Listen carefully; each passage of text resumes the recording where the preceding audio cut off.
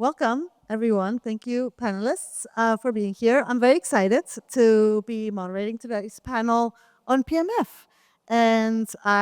We've been preparing, and I am really excited for the panelists to share their hot takes on manifesting PMF. I wish it would be as easy as just manifesting it, right? But before getting into it, I will let each of you introduce yourselves. I didn't introduce myself. I'm Denise. I'm a founder at Mobile Stack, also CEO at Valora, and I've been building direct-to-consumer applications for a lot of years in Web3. But yeah, over to you. Hey everyone, I'm Amy Boudreau from Austin, Texas. Howdy y'all. I am at 0x project, 0x.org, where I do product marketing. But my background's a little all over the place. I come from a tech consulting to tech sales background before Web3, and somehow we're here. I love hearing everyone's stories, and they're always unique. My name is Britt Mier Y Teran. I'm head of market innovation at Harpie. We build security tooling both for consumer and enterprise. And my background's also a little bit different. I came from the smart home and integrated systems space and got into Web3 through ETH Global Hackathons. And I've been on the Harpie team for 2 years, part of SheFi 7, and happy to be here with you today. Nina here from Arbitrum Foundation, head of partnerships. I've been with the ecosystem for over 3 years now. I am a chemical engineer from University of Waterloo. Before I joined crypto, I also was heavily involved in an organization called Ladies Who Tech. So definitely continue that spirit into my crypto journey. Awesome. Thank you so much. Okay, I have a couple of questions prepared to warm up. You all in the audience should also warm up because I will make sure there's some time for questions, and I would love to hear from you all what you want to hear from them. Okay, let's warm up with a very high level one. So PMF, or product market fit, often feels very elusive, especially in Web3. In your journeys, you can individually answer this one. Were there any unexpected signals that made you realize you found it, or success stories that really surprised you in that journey? I think in the journey of Arbitrum, layer 2 in the beginning was a very widely discussed concept. But what made us really realize that we have product market fit is that we become the default DeFi chain that any DeFi project would want to launch on. At one point, I think any DeFi founders that are not considering Arbitrum as one of the chains they support is not serious about their DeFi journey. And then at the same time, we realized that when they approach us, all the questions they ask, all the things they request from us, we already have them in our hand. So that's when we realized, okay, we actually provided a product that really solved people's need, and they are also adding into a vibrant ecosystem that is built on top of our technology. I think for us, one of the big indicators was actually events like this. In the beginning, it was a challenge we're explaining a lot of times, like, why do you need security? Why is it important? How do you do it? What am I looking at? What am I doing here? And then when our product had evolved and the tools that we created had evolved to a point that people were now coming up to us at the booth and saying, oh, I tried this out. I saved my assets. I'd accidentally signed a transaction, or I didn't realize something was going on. I got an email in my inbox. When people started to come to us and approach us, telling us about how our product had changed their day or their experience, like, that was a very distinct moment when we felt like we had found our spot. So I think with 0x, for those of you who don't know, I haven't been in crypto since 2016. Our founders have been building 0x through iterations since 2016. And I think there are a couple cool stories that I've heard from other members of the team who have been around longer that are kind of fun for this type of product market fit panel. One is, so for those of you who don't know, 0x is a DEX aggregator, but surfaced through an API. So you can embed swaps into any application, either front end or back end.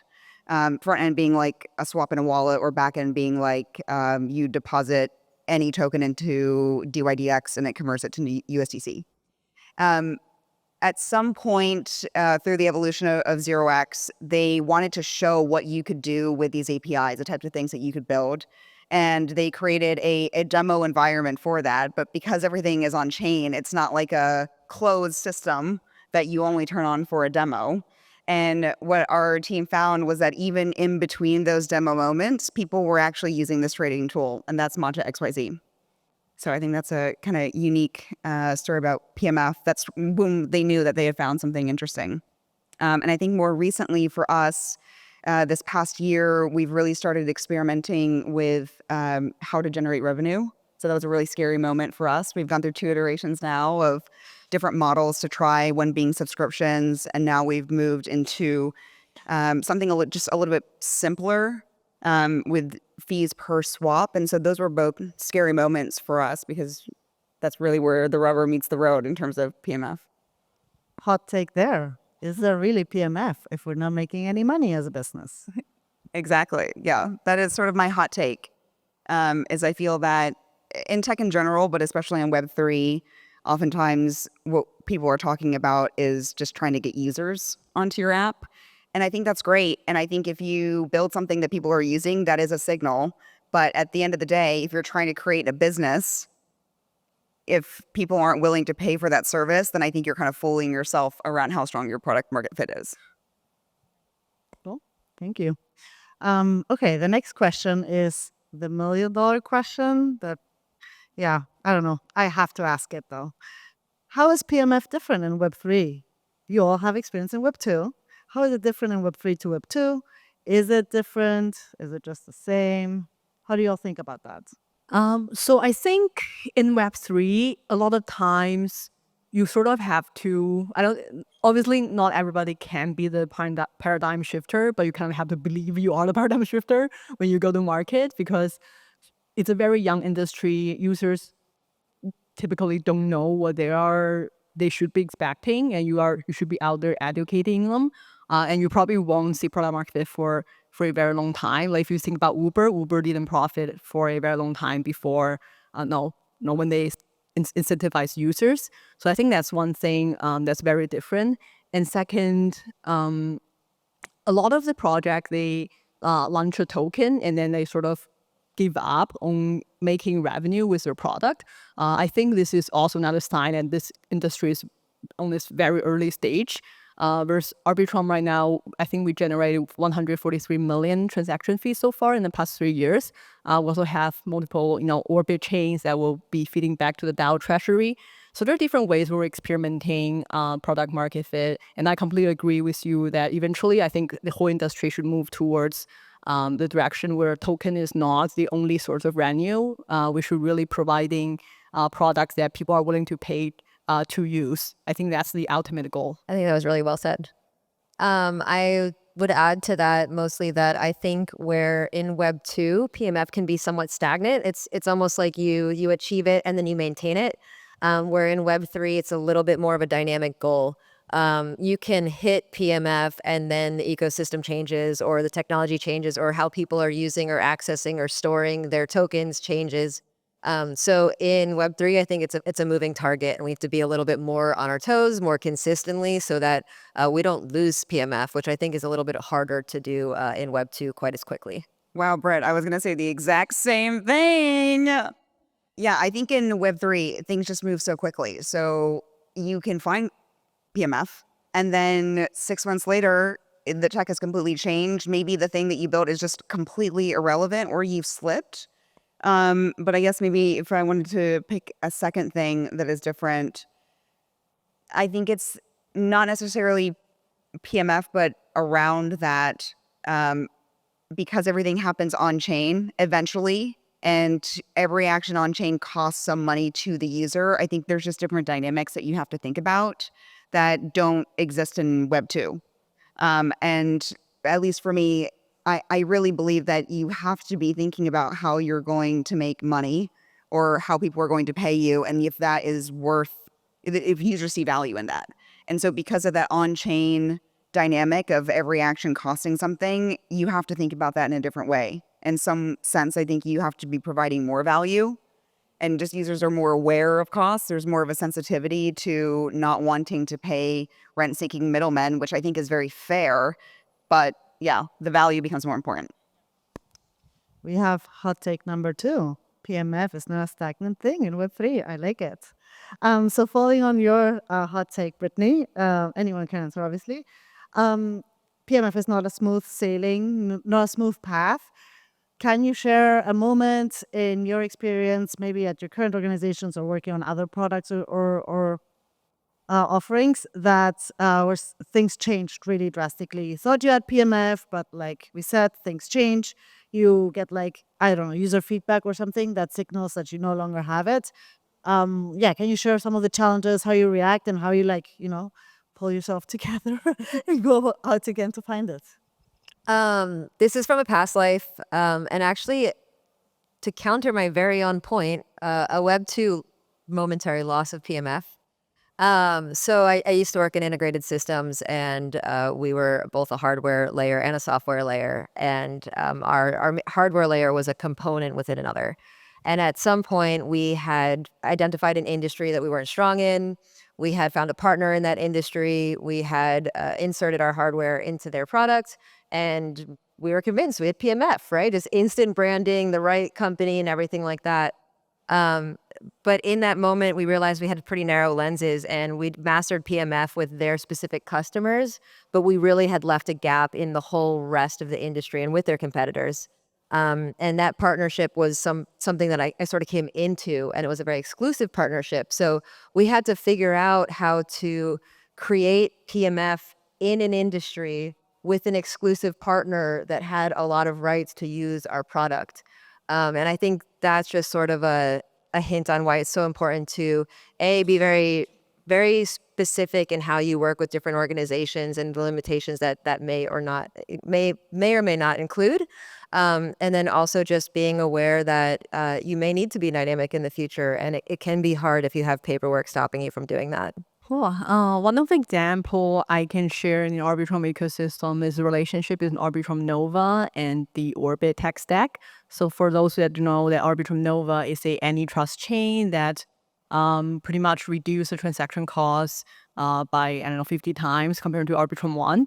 Whereas Arbitrum Orbit is the tech stack that allows anybody to spin up their own layer 2, layer 3 chain ecosystem. So back then we were we see a lot of competitors with like very cheap transactions, even cheaper than Arbitrum One. That was before EIP 4844 launched. So we launched Arbitrum Nova with any trust technology, but quickly the industry interest pivot into launching their own chain. Every DeFi project wants their own chain. Every gaming project wants their own chain. But what we did was that we took antitrust technology that was built for Nova, and then we built it into the Orbit tech stack. So Orbit tech is actually based on the same technology of Arbitrum Nova. And then we allowed people to build their own chain with Arbitrum tech stack. So that was one of the things that we didn't hit on the right direction, launch the product at the right time, but then we quickly pivoted, took the community's feedback and launched a different product that will be helping them moving forward. I can just give a quick hit one on this one. And I think it's to hot take number 2 with the slipping PMF. One thing that we saw last year at 0x is that we're back in this game of new chains, new L2s launching. And the way that our tech stack was built made it really hard for us to add new chain support quickly. And that's something we kept hearing from our customers and integrators over and over again. And it did require a full tech stack rebuild, but we went through that. And I think it's one of those things where you find PMF, but you can't rest on those laurels. You need to keep adding to your product and innovating. And that was a really painful lesson for us. But on the bright side, where it used to take maybe a month to add support for a new chain, we're down to days or, sometimes even one day. So, yeah. That's fun. Yeah. Fun times to even more fun times. Yeah. I just want to add to that too. You're not alone in that. I think that's something that in crypto we have to do all the time. At Harpie, we did the exact same thing. We noticed that it was extremely hard for us to add chains. And at some point, we're like, okay, we're going to do this. We're going to invest the time to rebuild our own stack. But then the payoff, the ROI in perpetuity is so worth it. So yeah, thanks for the inspiration. Yeah, thank you. Has one to that. At Valora, it took us a whole year to add a second chain. Valora was born within the Celo ecosystem, was a single chain for a long time. In 2023, we finally launched on Ethereum support. And it took us a whole year. And then after that, we were just able to add support for other EVM chains in literally 2 days. It was just crazy. Yeah. A lot of work, fun times, but then once you get through it, it's just so much more fun after. Yeah. Cool. All right. For this next part, I have a question that I prepared for each of you because your user bases, your audiences are also different. And I think what's particularly interesting is that many of your projects kind of like speak to multiple audiences. So maybe let's start with Arbitrum, so Nina.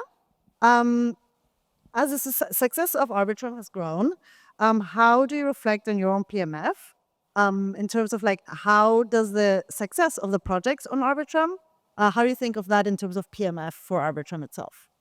Yeah, absolutely. So Arbitrum is a bit unique because we are actually an ecosystem. What we often say is our success is not our success. Your success is our success. So everybody who builds on Arbitrum have to be successful for us to be successful. So one of the sign I think is that, as I mentioned, our transaction fee is currently sitting at 143 million. I think that's a huge recognition from people who actually pay to use Arbitrum as their primary layer of transaction. And second is that Arbitrum is getting stronger every time there's a successful DeFi projects, bringing in more users, bringing more, adding towards the DeFi Lego in on Arbitrum ecosystem. So I think the real product market fit we see is that we see the next Uniswap, we see the next paradigm shifting DeFi projects growing from the Arbitrum ecosystem. That's where we think, oh, we provided something that allowed this to happen. We enabled builders to build the things actually bring value to the retail users. So we really look forward to see more success stories in the Arbitrum ecosystem. I think that's the best evidence of our product market fit. Thank you. All right. For Harpie, for Britt, security is critical for your project. What signals do you look for to respond to rising security demands in terms of like adjusting your product market fit or your vision of product market fit to those signals? I lost you just like on the last part of that sentence. So you mean Let me read it again. Where security is critical, how do you approach building trust with early users? What signals do you look for to respond to rising security demands? I mean, for us, privacy and not collecting the data of our users is a pretty huge aspect. We try and do everything we can to be as hands off as we can so that we're just truly a security tool. You know, we stay out of browser extensions and things like that as well. And I think just overall, making sure that everything's very easy to use, very simple to engage with, that user onboarding is easy, and then also transparent so that we're not collecting more information than we need to do what we need to do, that we're not collecting sensitive information when it's not required, and that even the more advanced tools we have that do require things like open approvals, we do our best to make sure that we can explain very specifically what's happening in that transaction. And I do find that the more information we can give, specifically in layman's terms, we have a very technical team. And at first we were giving very complex answers to what we were doing and how we were doing that. And we found out that actually was like a bit scary to our users. They didn't care how cool and awesome our tech was. It seemed a little bit overwhelming and like, well, if I can't understand it, it might not be safe for me to be using. So the best like sort of path PMF for us was really simplifying what we do, make it a little bit less scary. I kind of hate this term, but it comes up all the time with security. Like security is not sexy. I really try and move it into like a different like limbic, like reptilian part of your brain. Like let's move from that sort of reptilian part to like fight or flight. How do we make it simple and critical? Like how do we alert you that something is time sensitive and important to address without making it look so scary that you really can't handle what's going on and you should probably back off? All right. The last question is for Amy. 0x caters to a lot of audiences, users, developers, other projects as well. How do you think about prioritizing the needs of your different audiences and thinking about product market fit?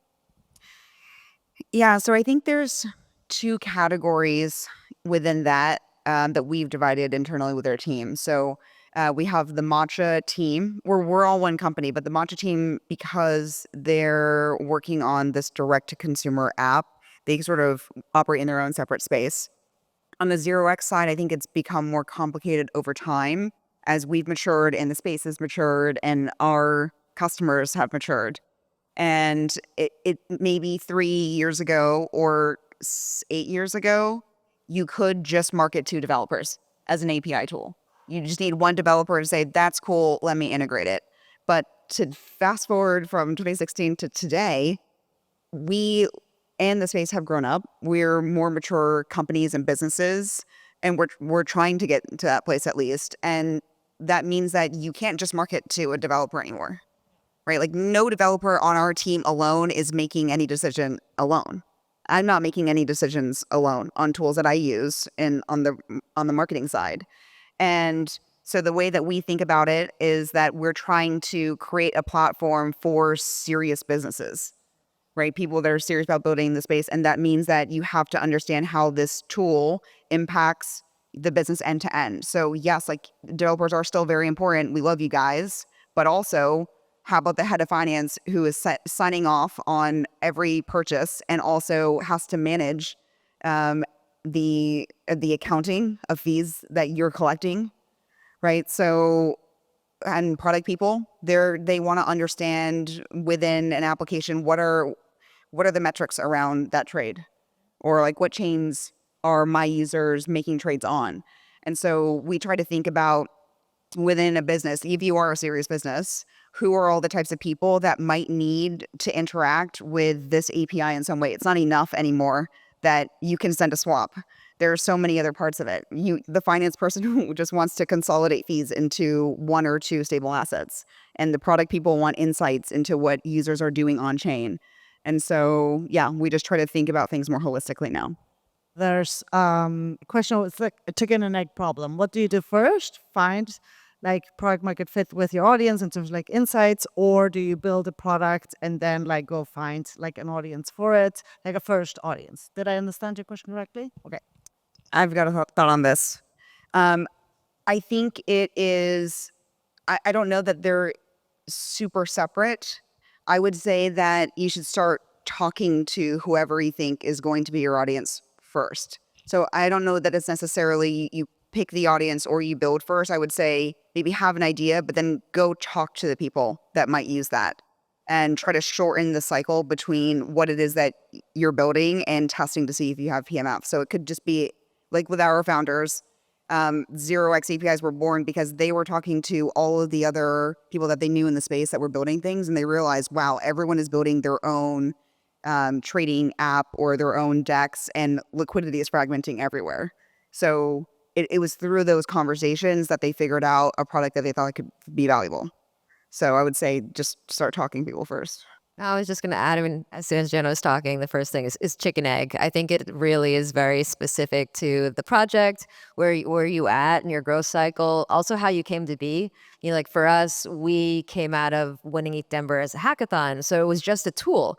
So we had to go find the audience that could actually leverage this tool and build a product that they were happy to use. And then once we found the audience that was happy to use it, we had to go back and also identify the tool and how we could expand that to be more comprehensive in their needs. So I think it's very much chicken egg, and I think it really depends on your product, the inception, and where you are in growth. I actually would like to take it one step further from the both answers. Like obviously you should talk to people, but you can also start building. Like as you said, like you came out from a hackathon. Like in Web3, so many opportunities. There's grant programs, a hackathon. There are incubators. You can start something small and start building. As a way you can talk to people, pivot. You know, just having that very initial stage of like easy, simple, maybe very sketchy MVP is already explains a lot. And when the users see it, they can actually give you more constructive feedback rather than just the idea, a deck. I think that's also one of the advantages of the Web3 builders really have of like starting something quick and small. All right. Well, thank you so much. We're at time. Hot take number 3. There's no way around chicken and egg, but it can go both ways. All right. Thank you.